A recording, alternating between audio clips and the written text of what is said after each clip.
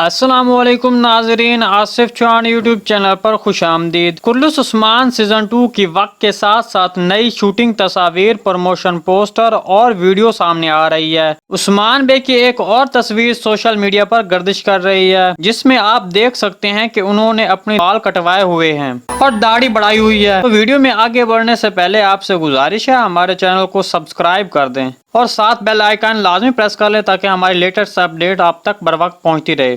کرلس عثمان season 2 کے release ہونے کے حوالے سے ویب سائٹ پر 4 نومبر کی ڈیٹ بتائی جا رہی ہے، لیکن اب ایسا لگ رہا ہے کہ نومبر سے پہلے اکتوبر کے پہلے ہفتے میں ہی سیزن 2 ریلیز ہو سکتا ہے۔ اس کے علاوہ سیزن 2 میں جو بھیڑیے شامل کیے گئے ہیں، اس کی وجہ سے کرلس عثمان سیریز میں لوگوں کی دلچسپی مزید بڑھ گئی ہے۔ لوگ یہ جاننا چاہتے ہیں کہ آخرکار بھیڑیے کیوں شامل کیے جا رہے ہیں۔